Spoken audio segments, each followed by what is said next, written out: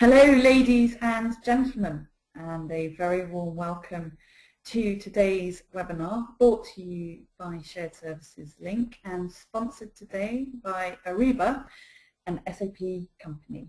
So today we're focusing on something which I think is particularly important to the procure to pay world, and for most of you that means particularly important for your shared services world, and that is the conversation around culture, specifically looking to ensure that the culture within your purchase to pay or procure to pay environment is one of problem solving. So I'm very pleased that today we're looking in particular at how to build a truly problem solving culture in procure to pay, and drawing in particular on the ING story. So my guest speakers for today are two gentlemen who have a lot of experience in this world. We have James McDonald, who is the Director of Procurement Operations at ING US, and we have Drew Hoffler, who is Director Solutions Marketing at Ariba, an SAP company. And of course, you'll be very familiar, if you've been on one of our webinars before, that you too have an important role to play, which is to make sure and take responsibility for those answers that you're seeking. And if at any point you haven't got that answer at any point throughout the course of the next 60 minutes, then do take up the opportunity to put your question to me, and that's by writing it in the box that's highlighted by the red frame here, and get that through to me, and I will put that to James or Drew in the last 10 minutes of the webinar. If I can urge you, please, I do ask the questions on a first come first served basis, so the sooner you get me the question, the more likely it is I will ask it and you will get the answer that you're seeking. So that's really all the housekeeping and introductions done. Now let's start talking about the context of this conversation. I became very excited when I heard that James McDonald was going to be presenting this webinar specifically on what an area that they believe they're really performing very, very well in, which is on making sure that a problem-solving culture is in place. And I was very excited about it, and I'm very excited about it, because I believe it's such a fundamental thing to get right within your procure-to-pay environment. And it's quite complex. There's quite a bit of psychology behind affecting your culture. And it really does start right at the root of all things. Its culture really is based on a belief system that exists within your staff, exists within you individually, and it really starts to kind of generate from thoughts, and thoughts turn into beliefs, beliefs turn into attitudes, and attitudes turn into behaviours. And looking at the third bullet, we all know that behaviour really does impact performance. So the kind of term culture really has within it that kind of complex pathway of thoughts through to beliefs, through to attitudes, behaviour and performance. And culture really does encapsulate all of that. And it's quite interesting as well when you start looking at culture in an environment, because a culture in an environment can often draw a person with a belief system into another thinking pattern. So that's quite an interesting consideration. So it really does take very strong leadership, and also probably a strong leadership team and some champions in the organisation, to really lift a culture from not my problem attitude or culture to how can we help you, how can we best serve you and assist you culture. So I'm really, really pleased that the next 50 minutes or so we'll be focusing on how you can introduce that problem-solving culture into your environment, or indeed accentuate that problem-solving culture. So with all that in mind, I'd like to introduce our first guest speaker, Drew Hoffler, Director, Solutions Marketing at Ariba. Over to you, please, Drew. Well, thank you, Susie, and hello, everyone.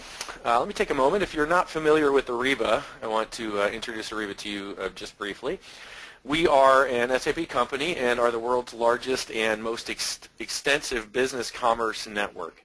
Now, what that means is that we have over 5 million users and 1 million unique companies utilizing the Ariba network to discover, connect, and collaborate with each other and exchange business documents and data across the entire B2B process spectrum of buying, selling, and managing cash. Now, the Ariba network is a cloud-based open network that enables companies with any or multiple back-end ERP systems to easily connect and extend those systems beyond their firewall, utilizing a host of cloud-based applications and services that cover processes ranging from strategic sourcing to procurement to catalogs to PO and invoice automation, invoice workflow, and finally payment. Now, just to give a sense of scale, in the next 24 hours, Ariba customers in over 190 countries are going to manage $1.4 billion in B2B commerce, conduct over 100,000 unique PO and invoice transactions, and save their companies over $65 million. Now, for Ariba, our goal is all about being the network hub that sits between business partners, providing process automation and visibility to key data flows, both within and without the walls of your company, to better enable B2B commerce. So at Ariba, we think a lot about the power of networks to help business run better. Because networks are all about bringing together disparate people, processes, and partners into a shared environment to make available the right information to the right people at the right time to help them make the right decisions and drive the right results. Unfortunately, this is not really a reality at many companies, as you can see in this slide, because businesses still struggle mightily with enterprise collaboration. You know, organizations over the past number of years have spent billions on people, processes, and systems for the operations within business silos inside the four walls of their organization. However, the state of collaboration among internal silos, as well as with trading partners outside the four walls, is quite limited. For example, in many companies, upwards of 80% of business transactions, purchase orders, invoices, payments, those types of things, are still paper-based. The use of EDI, which is an electronic data interchange, has been around for over 20 years, but it's typically only cost-effective with a very small percentage of suppliers and in certain commodity classes like direct materials. But the use of portals for status and that type of thing with suppliers requires point-to-point connections with each trading partner, and this is very costly both to deploy and to maintain on both sides of the equation. So once again, its impact has been limited. And internally, there's often very little communication or collaboration between areas responsible for different portions of the P2P process, such as procurement and accounts payable, even though they both contribute to the same P2P value chain. And this leads directly to some negative consequences such as higher costs, increased supply chain risk, and lost savings.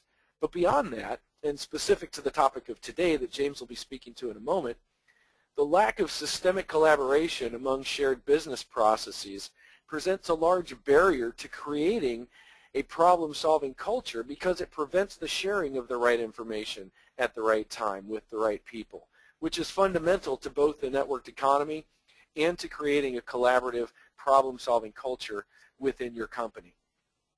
Now, from a technology perspective, business networks help solve this by connecting people and processes across silos internally and with external partners as well. Business networks are all about automating and improving processes and connecting, again, the right information to the right people at the right time within the right processes to make the right decisions and obtain the right results. And as you can see from a study done by the Aberdeen Group, 65% of best-in-class companies are collaborating with their network of suppliers, but also collaborating internally. And why is this important? Well, because with the rise of the networked economy comes significant concrete benefits for those companies that embrace networked collaboration. As you can see from the Harvard Business Review quote in the upper right, increasingly companies are embracing collaboration as part of their strategy to grow. And McKinsey and Company, a very highly respected consultancy, did a study of nearly 4,400 executives back in December a couple of years ago, and it came up with all of these statistics about how companies that are networked are achieving much better results than those who don't embrace this idea of network collaboration. And the bottom line for them was that networked enterprises are 50% more likely to have increased sales, higher profit margins, gain market share, and be a market leader. So business networks and the process technology that provides the capability to collaborate both with external partners as well as internally across silos plays a large role in delivering these benefits. But it does so far much more when combined with the right collaborative process, the right organization, and the right culture, particularly within this procure-to-pay process. And so to speak to that more directly, I'm going to now hand it over to James. James, to you. All right, thanks very much, Drew. As I talk about the problem-solving culture at ING, let me first tell you about INGUS. ING, many are familiar with our brand and our commercials around the ING bench. We have some new commercials out, but we're a financial services company focused on retirement solutions and insurance solutions. We're currently about 7,500 employees. Our spend is about $850 million, with about $500 million of that going through purchase orders, what we consider controllable spend at INGUS. Our procurement and finance structure is actually a centralized procurement team, but decentralized buying, utilizing the technology that we have enabled here in the U.S. And we have a centralized accounts payable in Atlanta. We are customers of Ariba. We utilize Ariba Buyer and Invoicing, version 9R1. We actively utilize the Ariba Network, have over 330 active supplier relationships, and our back-end financials is PeopleSoft. So as we get into talking about a problem-solving culture, on the agenda today, I'd like to review what is a problem-solving culture, help to better define that, talk to you about ING Procurement and what we look like before the culture change. How did we actually go through this change, and how did we change, and what were some of the effects that we're now seeing of this new culture? Now, what is a problem-solving culture? Now, we all experience this in our personal consumer experience to kind of step back from our business world or our business lives, and we all notice the difference day in, day out, whether we're interfacing with cable companies, wireless providers, contractors, or our banks. We all notice the difference of these cultures when we're interacting with their customer service folks. So, the non-problem solvers, you'll hear things like, "I'm sorry, there's nothing I can do," or "That's our policy. I know it might not make sense. Would you like to speak to my manager?" This is the type of environment that as a customer kind of infuriates us. This is what really gets us to want to talk to that manager or write a letter of complaint, because it is a limited experience this person's providing us as we hear them turning the pages and reading the script as a customer service rep and supporting us. However, the flip side of that, as you encounter a problem solver, you hear something very different. And what's interesting to us as consumers, and I'm sure each one of you have felt this, you remember that feeling you had of being sort of pleasantly surprised that this person actually was going out of their way to ensure that you were a satisfied customer. Maybe there's another way to get this done. Maybe, you know what, the system's wrong. We'll get this corrected and ensure it doesn't happen again. And it's much more than just a different protocol that organization is following, whether it's going outside the script or letting their folks dabble in that gray area to go above and beyond to satisfy their customers. But it's also an indication of the culture that particular group or company has adopted. Now, in defining a problem-solving culture, I try to break it down into a few different areas here, 4 areas: mindset, empowering teams, a problem-solving methodology, and having that cultural leader. Now, that mindset is on the top of the list here, and that's the mindset of having a big picture, forward-thinking problem detectors and solvers. And what's interesting about this is I recently had an intern working for me out of our Atlanta office with our procurement team, and I was coaching him on this concept of problem detecting, problem solving. And we all know or have encountered at our own companies, perhaps those folks that are very good at being problem finders. Hey, you know, they're very good at raising the flag and pointing fingers and saying that's broken, this is broken, that's broken. But what I coached him on was the fact that there's not a big demand for problem finders. You're not going to see folks updating their resumes saying I'm a great problem finder. What they are putting on their resumes is that they're a great problem solver. And it's something very different in being able to detect that problem and being able to analyze it, think through that process or that technology or that customer issue, and propose a solution. And there's also a big difference here in the second bullet, those that can distinguish the difference between problem symptoms and problem root causes. Most of us might be familiar in past experiences at throwing solutions at symptoms and wondering why the problem doesn't go away. And from a customer service perspective, this is very big on my team, is not being satisfied with the volume of calls and emails that you're answering day in and day out, but ensuring that that metric that you're measuring is that number or that volume is decreasing, that you're preventing that next call or email by solving a problem. That problem may be the ability for that customer to be self-sufficient. Empowering your teams. Now, teams have to be, just like that customer service rep on the prior slide, be able to dabble in an area and be empowered to solve a problem. Now, some problems are too big, so they'll have to be aware of the path of approval to influence that change. But we have to know that in and day out, none of our processes are perfect. You know, our technology may not be perfect, but there are those just do it problems that have the ability to just be solved. Now, in a problem-solving methodology, this isn't a ad hoc, you know, just let's put that mindset out there and hope that people just take it and run with it. It's even better to provide them with a methodology or approach that they can take to be able to solve those problems. One approach that we take and adopted at INGUS is the Six Sigma methodology, which really acts as a toolbox of problem-solving tools that they can use in addressing these problems. And then ensuring that this methodology is reinforcing an awareness of this problem-solving approach by talking in those terms. Now, also, there's a cultural leader is very important to this culture. Someone must sort of drive and lead and continue to reinforce the awareness and the importance of this customer, or of this culture. And they must be obsessed with improvement and be obsessed with the customer and celebrate all wins. You know, I think what we all notice in our procure-to-pay environments is that you know, we're managing a process, we're managing operations. We may not get that big, hey, we saved $1 million, or we cut out 6 steps of a process. But it's those aggregate gains of those small wins that's significant. They're significant to improving the process, or significant to our financial goals in terms of increasing savings. Little by little, those aggregate gains add up. And from a customer perspective, those small wins develop a reputation. Each of those small customer encounters or problem solving develop an overall reputation of your group having a level of high performance and really being focused on the customer. It's a great reputation to have, and it's something that you can build off of. So your number one metric as a customer leader has to be customer satisfaction. If your customers aren't satisfied, nothing else really matters.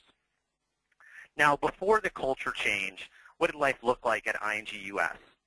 We were hand-holding customers.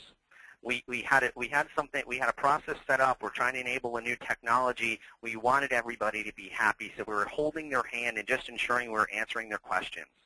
Now, we answered their questions, but we didn't know them or their needs. So they kept coming back. Now, change only came from the top. Processors and doers were the folks involved in the process, not thinkers or enablers. There's no single process or technology owner, so how do we influence or change the process or technology if we have to go to 10 different people that may have different strategic objectives and will never get anything changed? No continuous improvement mindset, such as Six Sigma, and solutions thrown at problems. Now, the driver for change at ING was the adoption overall of the organization adopting a Six Sigma continuous improvement mindset. it was also the identification that we really needed to better serve our customers and suppliers, and how can we do that. Now, the impact of this culture, you figured it out. We are a very tactical environment, no progress towards strategic goals. We're getting through every day, answering questions, but not necessarily moving forward in strategic operational savings or process improvement or providing more value of the procurement function. We were spinning our wheels. Problems kept coming back. And then non-compliant users, since the wrong way was less painful, would continue to use the wrong way. Now, related to that, we continue to draw conclusions as to what motivated their behavior, the non-compliant users, and we all have them on this call. When applying a problem-solving approach, however, we use voice of customer data gathering, and we talked to them. We had a whole new perspective of their needs and drivers. We formed a Six Sigma project to figure out, why aren't we having compliance to our process? Do they not like our technology? Is there something wrong with our process? And it goes back to talking about the root cause of the problem and applying this approach. And the root cause of our compliance issues wasn't resistance. It was awareness. Now, once we were able to identify that root cause by listening, not just talking, but listening to our customers and our process users, we were then able to move our organization and move our function in the right direction and build a program and an organization that's about generating awareness of our function, awareness of our process and technology. And this is a good point now to hand it over to Susie for a poll question. Thank you very much indeed, James. Coming up on your site now is the first poll question. We've got 2 poll questions today. So how would you rate your problem-solving culture in purchase to pay today? Would you say it's poor? We still have a not my problem culture. Fair, you're beginning to move to a culture which looks to help the customer. Good, you're generally uncomfortable when problems arise and you intend generally to fix them. Or excellent, you would say that you actually have a problem-solving attitude within your DNA and you proactively look to solve all problems. So we like to get these poll responses up to 70%. So we're currently at 53% of you responding. So if you haven't already done so, please make sure that you really think about which band most appropriately applies to your own P2P environment and tick the appropriate box, please. So at 65%, if you haven't already responded, please do so. Closing the poll in 3, 2, 1. Just so you know, we do share the results of these polls, so very useful for benchmarking. We were at 69%. Let's see if we can beat that on the next poll question, please. So interesting results there. It's really very much a bell curve with 82% of people dialing in today believing that they are in the kind of the fair to good bracket. 7% of you believing that it is absolutely within your DNA, so congratulations to you, and 12% very much in the poor bucket, if you will. Interesting results, and thank you for participating. Back to you, please, James. All right, thanks, Susie. Now, going off of that poll question, it will be very, very relevant to all of you in terms of being interested in how we made this change at ING. And I'll tell you that the first thing we did is we changed our organization. Now, most organizations, as I've come to realize and validate through prior speaking engagements and talking to folks in the industry, is that there are a segregated procurement group, an accounts payable group, with their own set of goals. Procurement with buying the right good or service from the right supplier at the right price. AP with the pay the right supplier the right amount at the right time. Now, purchasing and accounts payable are often at each other's throats on procedural issues even. Often people in accounts payable need information. Purchasing's too busy to get it for them. Alternatively, purchasing feels accounts payable doesn't take appropriate care of their trusted suppliers and doesn't position them well for that next negotiation or renewal. Now, at first glance, procurement and AP seem independent, But procurement and AP objectives and processes are actually interdependent.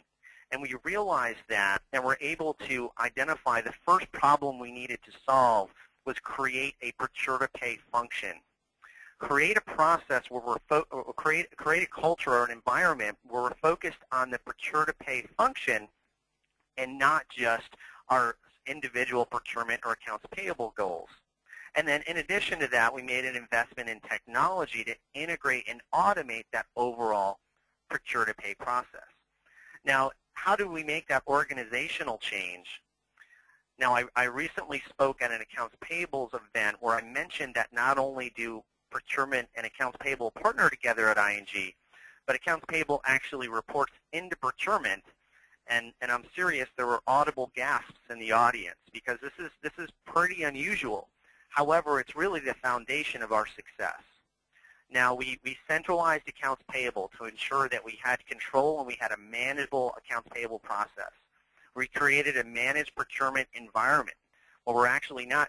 We still have a decentralized buying environment, but we're managing procurement through one tool, through one process, looking at consolidated spend and being able to manage the associated controls in that procurement process.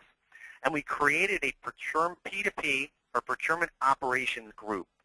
So now we have it within procurement services, our strategic sourcing group, our procure-to-pay operations group, accounts payable, and even travel. So let me tell you about the procure-to-pay operations group and continuing to elaborate on how we made this change. So as we looked at the overall procure-to-pay process, we saw a need to look at this process as a complete process spanning departments or functions with one process with shared goals. And we needed an operations team to bridge the gap across the process and represent both procurement and accounts payable. And this is a great visual to show the bands of responsibility across the teams. Now, operations focuses on having one voice related to communication and training of our procure-to-pay process. We have technology and process owners within operations.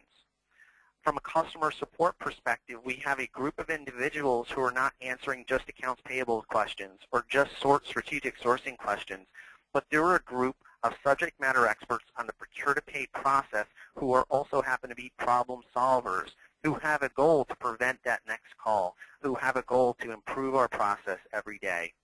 And we have program administration to administer whether different technology or programs such as our Pcard program or our Ariba solution. Now, with making this change, we certainly had our share of challenges, and in implementing technology and so forth, it's never as easy as you would hope.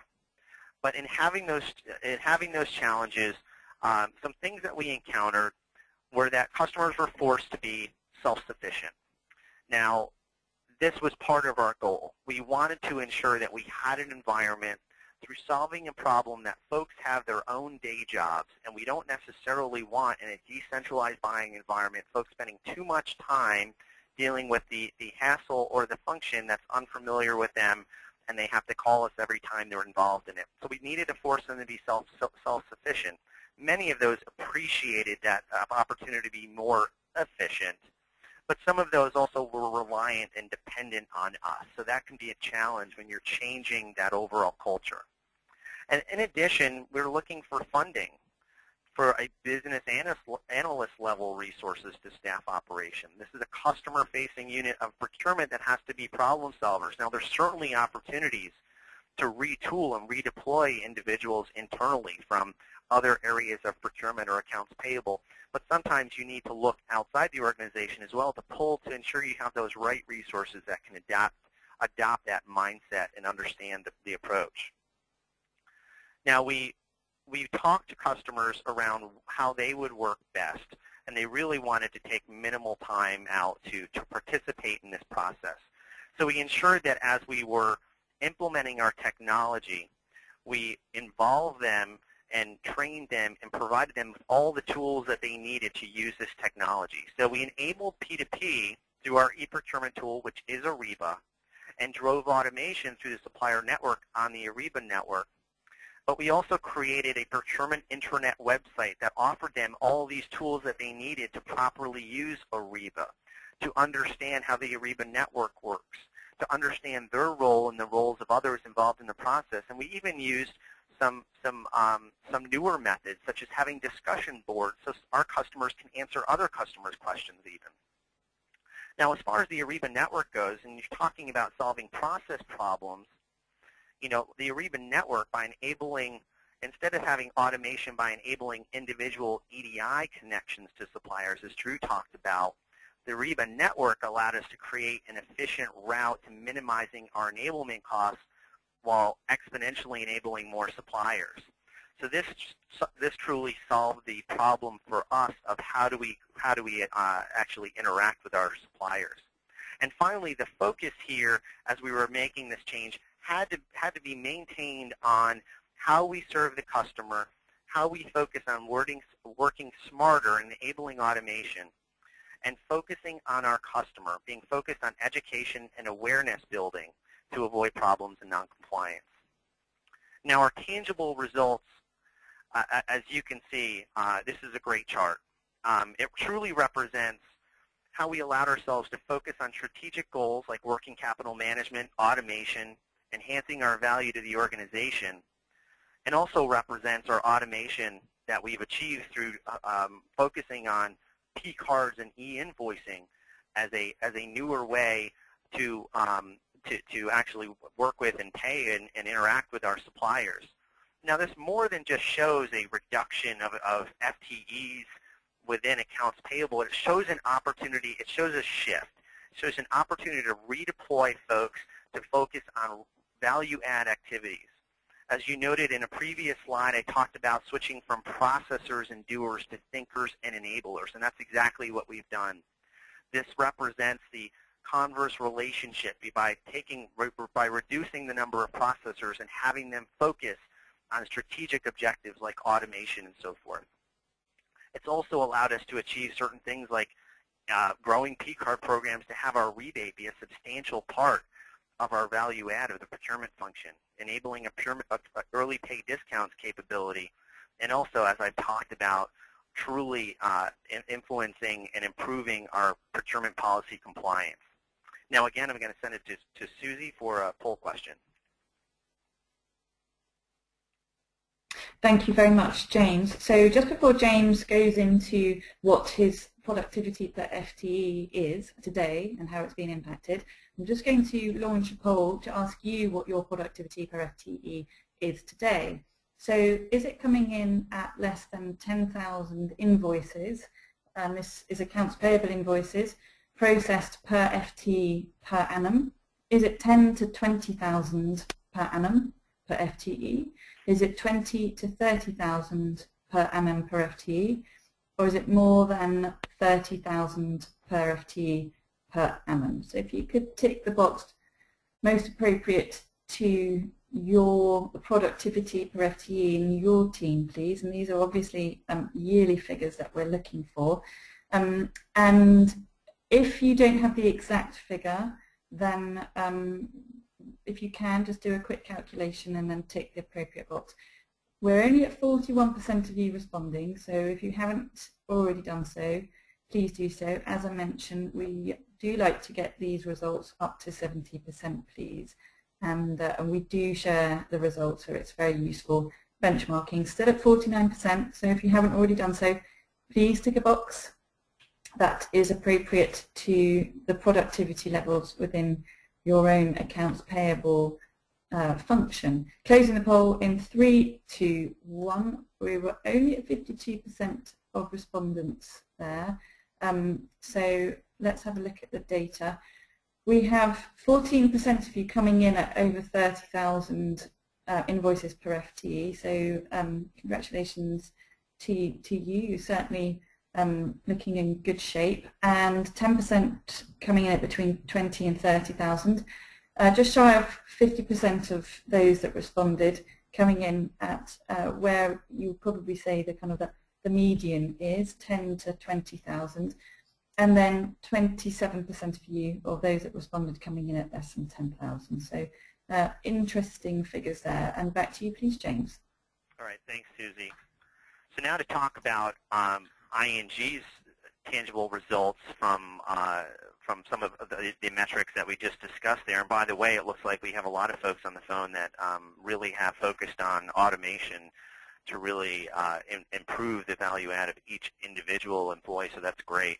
Our process efficiency, we've been able to improve, receipt to approve days, automated workflow via our e-procurement, e-invoicing, invoices per full-time staff, touch-free invoices, and then PO and invoice transmission through the Ariba Network. So we're at 78% of our invoices are electronic straight-through invoices. That includes all of our e-invoicing against purchase orders. Our invoices per FTE are around 15,000, and we're continuing to aggressively pursue increasing our number of suppliers on the Ariba Network, with right now around 330 suppliers that we're actively utilizing, transmitting POs and receiving invoices over the Ariba Network, which truly allowed us to redeploy those resources as I talked about. Now, best practices, we've been able to use POs and e-invoicing, establish process and technology owners within procure-to-pay operations, and as I've talked about, aligning AP with procurement. Now, we've solved a good bit of problems, and we still have problems that are unsolved. We've never had an issue of not having good problems to solve at the beginning of each year as we look at the opportunities in front of us. However, the problems we have solved, I'll look at from a process perspective first. We've closely aligned ourselves with best practice using Ariba. Something from a process perspective that we've continued to do is look at that as a problem if we're far off of best practice. So we're looking at reducing customizations within the Ariba tool, learning and keeping ourselves aware of the market and the industry and the innovations out there in terms of how others are doing it, and joining webinars like this to ensure that we're continuing to improve our process. Customer service, as I mentioned, our #1 metric.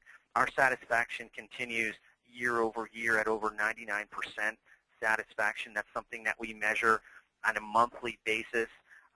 We reach out to our customers that we've interacted with a particular month, that have interacted with procure-to-pay operations, and we poll them and we ask them for feedback, and we're at 99%. That continues to sort of be the level of excellence that we strive to, and has now sort of just become the expectation.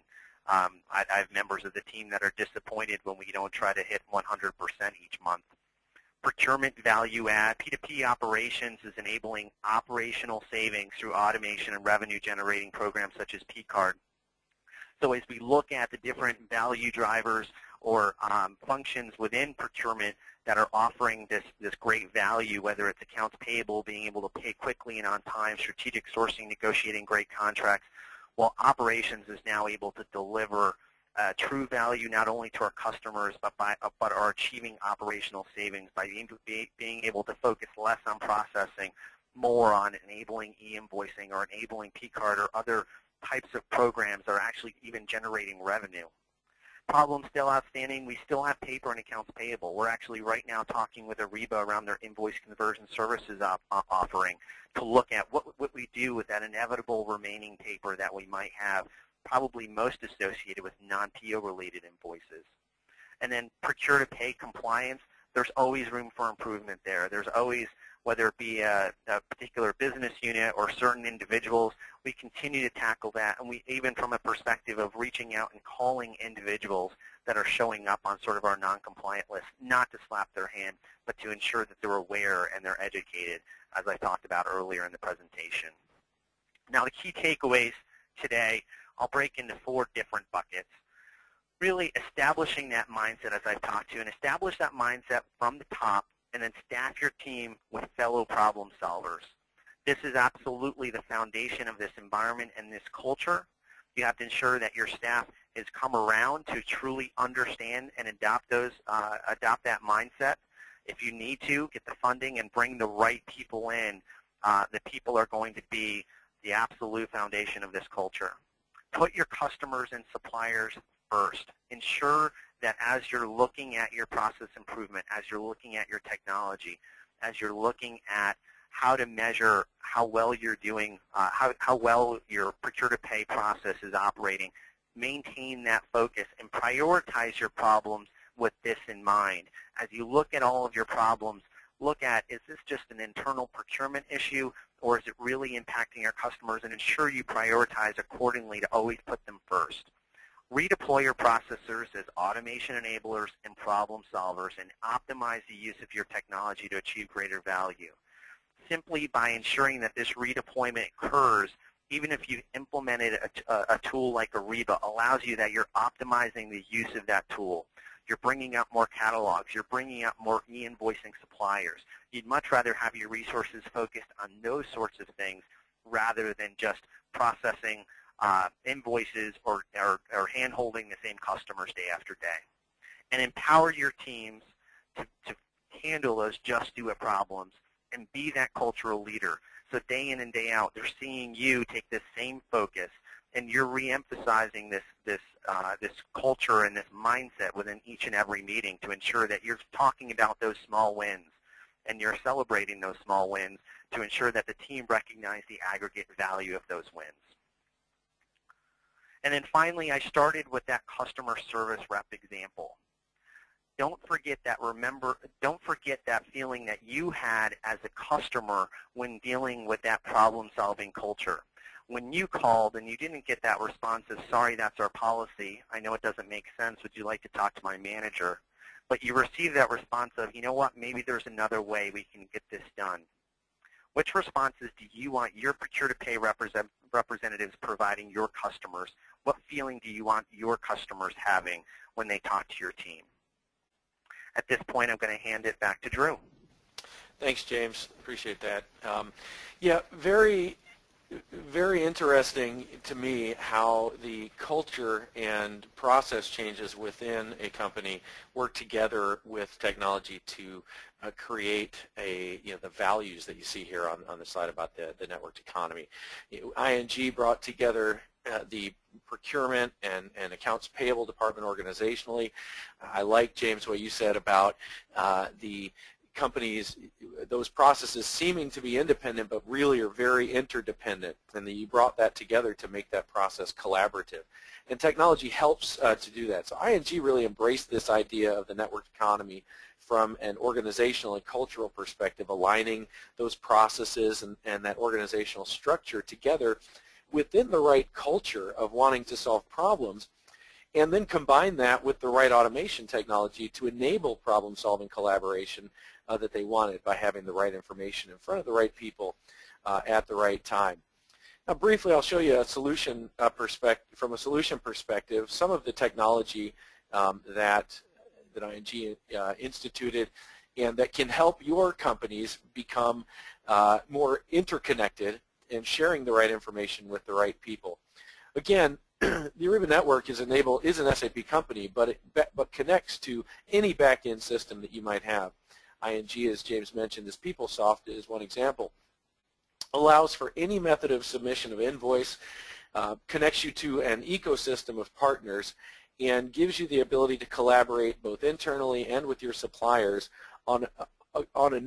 through a number of solutions in the procure-to-pay spectrum. Some of the ones you see here on the invoice side, as we focused a little bit on AP automation, invoice conversion, allowing you to receive with e-invoicing, with PO and invoice automation, the ability to receive 100% of your invoices in an electronic digital format to allow you to pull those into your back-end system and then share that information with your collaborators. The ability to then workflow that and match against your POs and your contracts even to make sure that the compliance policies of procurement are upheld in accounts payable, and the savings that were negotiated in procurement are then captured in accounts payable. It closes the loop of the process as opposed to making them distinct processes. And then the ability to capture savings now that you've automated that process of approving that invoice to make it the invoice approved within, say, 5 days. Now you're able to do things such as dynamic discounting or take advantage of Pcard to gain savings for yourself. And just to look then at that business case, what is the business case to you if you automate this process, if you engage in the networked economy? Well, the benefits of this better collaborative finance management that we've seen across our customer base on average, can be broken down like this.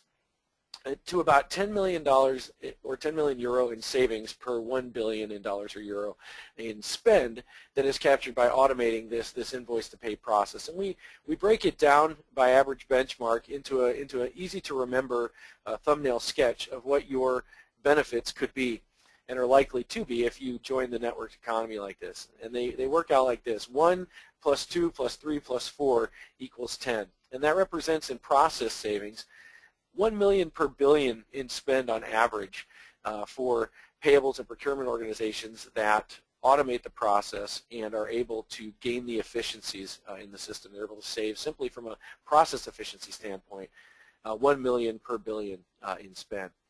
Then by automating that process and taking advantage of the opportunities for early pay discounts, both that are already there that maybe you're missing now because you can't approve the invoice in time, but also in taking advantage of the new opportunities now that you have connected to your supply base on a collaborative platform where they can see all the opportunities to them to accelerate their receivables. You can save on average 2 million in early payment discounts per billion in spend. And then by gaining control of your process and paying when you're supposed to as opposed to maybe paying early, aligning procurement's desire to optimize payment terms with accounts payable's desire to enforce those, you can generate $3 million in working capital for every billion in spend for every 1 day of improvement in either days payable, days sales, or days inventory outstanding. And then finally, compliance. Again, closing the loop, tying together what procurement has negotiated and what AP then is actually delivering on and paying by connecting those two and making sure that the invoice reflects the proper pricing, reflects the proper amount on the PO, actually captures the contract savings for volume discounts that maybe were negotiated. By connecting these processes, companies are saving on average 4 million by capturing the savings leakage for every $1 billion in spend. So all that together gives you 1 plus 2 plus 3 plus 4 across these different metrics equals about 10 million in savings for every $1 billion in spend that is captured. And with that, then, I'm going to pass this over to Susie to wrap us up. Thank you very much indeed. So we have a lot of questions, so let's get going and start putting those to you, Drew, and also to James. So actually, first question to Drew regarding the technology. The question is, can we choose where the cloud stores our data? This particular viewer has concerns about storing data outside Canada. So what's your view on that? Sure. If we're talking about where the cloud resides and where archiving happens, yes, that is. There are multiple jurisdictions that require such things, and we can certainly work with you on that. Okay, a question for James, please. Have you centralized your PO creation at the P2P within the P2P function? And if so, are you kind of working together with accounts payable, and therefore did this contribute on a better problem-solving culture? What was the first part of that question, Susie? I think that the kind of the main part of the question is about the creation of the purchase order and where that happens. Okay, sure. So we are in a decentralized purchasing environment. So what we've done with Ariba Buyer at INGUS is truly enable every one of our employees to have the opportunity to go into Ariba and place a purchase requisition to purchase across any category. And then what we've done is embedded controls within the tool to ensure that they're the appropriate person and have the appropriate approvals both from a category or commodity perspective as well as from a fiscal perspective before that purchase requisition is fully approved and generating a purchase order. So this decentralized environment allows our employees to purchase any category, whether it be IT, office supplies, temp services, and we actually have all categories going through Ariba. So that allows every bit of controllable spend And we define controllable spend as spend that we can influence and have some sort of control over in terms of generating savings or working with preferred vendors. All of that controllable spend requires a purchase order. So in partnering with accounts payable, if an invoice was to come in against one of those controllable spend expense areas and it doesn't have a purchase order, we'll actually reject that back to the internal business user to ensure that they put a purchase order in. What that ensures that we do in terms of driving the right behavior is the next time that they work with a particular vendor within that category, they know that a purchase order is required. Thank you, James. Another one for you, please. So when your team is very much involved in operational work with daily objectives, how do you give them a chance or time to deal with continuous improvement? How do you bake that into their day-to-day work? It's a great question, and of course from an operational perspective, as we refer to it, production has to remain your number one priority. You have to ensure that purchase orders are going out the door, invoices are getting paid, customers have their questions answered.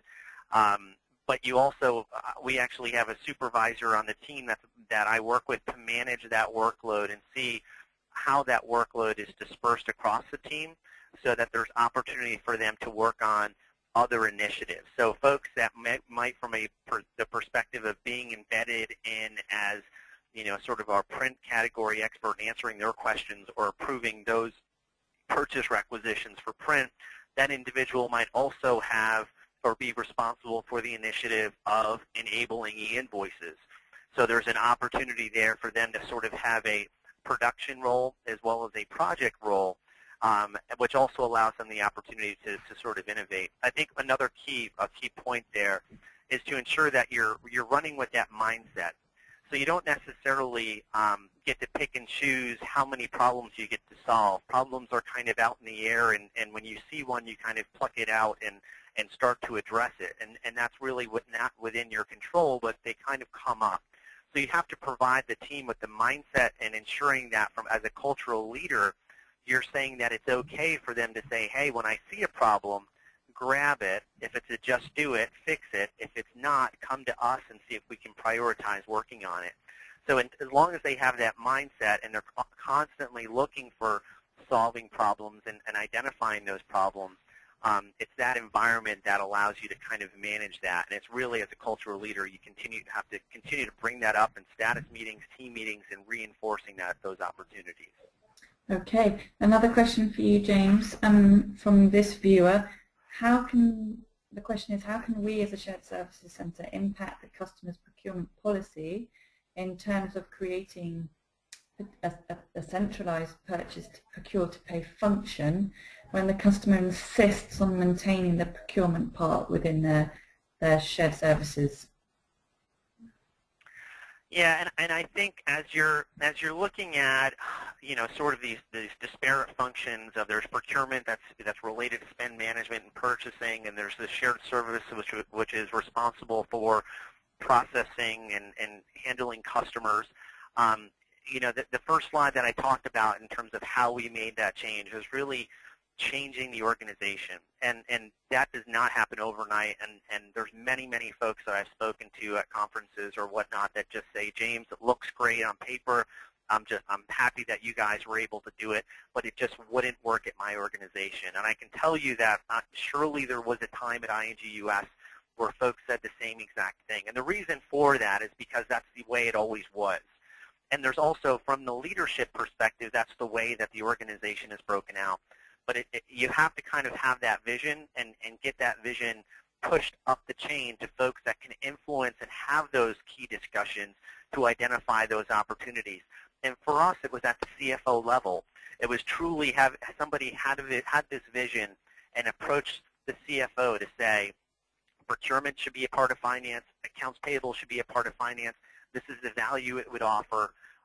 And we would all report up to you, and we would be driving savings both through sourcing and through operations. So as part of a shared services organization, it's taking this message, it's packaging it up, and it's pushing it up the ladder to ensure that you sell until you get to a point where somebody can actually influence that change. So there's a lot of persuasion involved once you have that, but sometimes that's how a lot of change happens, is sort of the idea comes from the grassroots and has to be pushed upward. Okay, a question here about the period of time that you've actually had the joined up purchase to pay, and what are your AP exception rates now versus in the beginning? I think that there was a point in time where obviously, like all accounts payable groups, we measured exception rates because it takes up a large portion of your time in terms of you're processing you're processing invoices, but you're also processing those exceptions. Now, I can tell you that we're at a point now where our exception rate is not a key metric. It's become nearly irrelevant. And it's really because of the way we've implemented our technology and built our process, in that exceptions are truly handled by the business customer. We reconcile all of our invoices back to POs automatically, and every invoice goes back to the requester on the purchase requisition to validate and approve the okay to pay of that invoice. So what we've essentially done is push the responsibility of identifying exceptions back to the user to identify and validate, did they receive the good or service, is the amount correct, is what we're, is the quantity correct, did we receive the right number of lines, all of that sort of stuff that accounts payable would be used to doing in terms of an exception handling.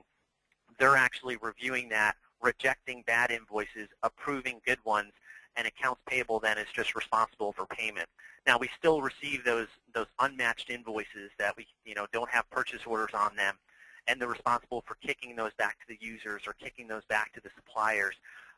Right now, we're at about 82% compliance, so about 18% of our purchase orders are done after the fact, meaning the invoice came in because somebody used the wrong process and really engaged the supplier without getting the PO in place, and we push it back to them. It's really a matter of doing exactly that, is pushing that back. So from an exception rate perspective, we've truly built a process where we've almost made that metric irrelevant. A question here, you mentioned, James, about the reporting line of accounts payable. Reporting, I understand, into procurement, if I heard you correctly. A couple of viewers have asked you to really just draw on that a little bit. And I suppose a kind of a key question is, how is the procurement team organized? Okay.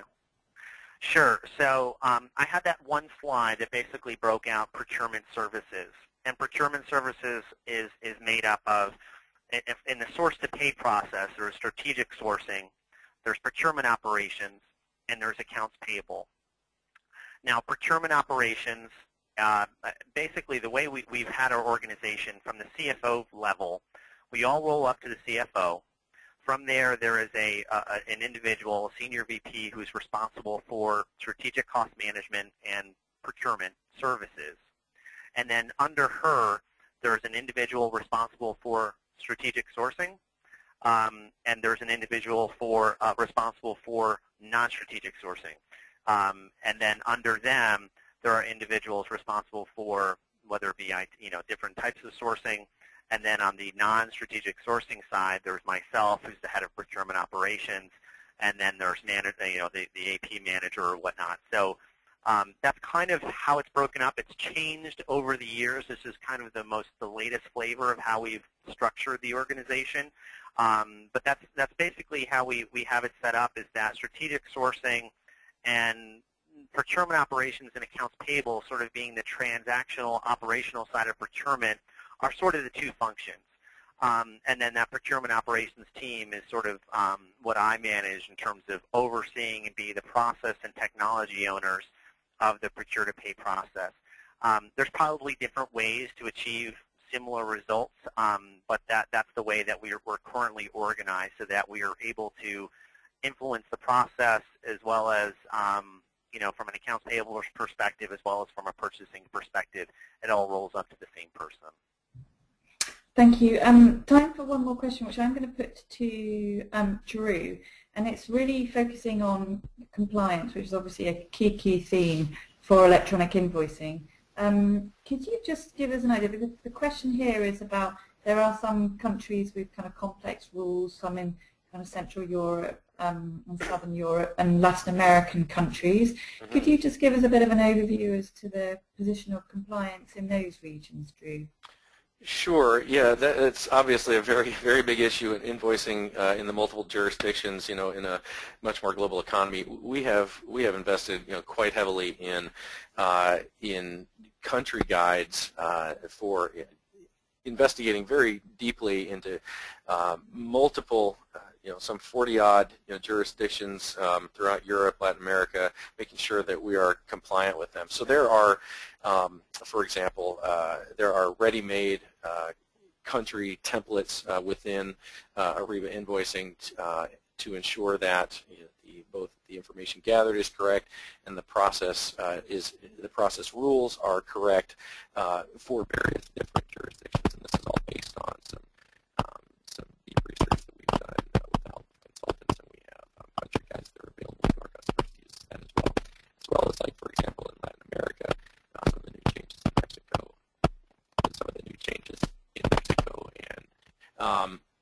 and some of the things in Brazil. We ensure that our process is aligned with their structure, such as sending the invoice to get digitally signed to the PAC in Mexico and getting that back. So things like that, agree, very important. We've specifically designed our invoicing process and system to address each of those in many, many, many jurisdictions. Okay, good. Thank you very much indeed. We are well and truly out of time, so thank you. Huge thanks to James and to Drew. Fascinating information there.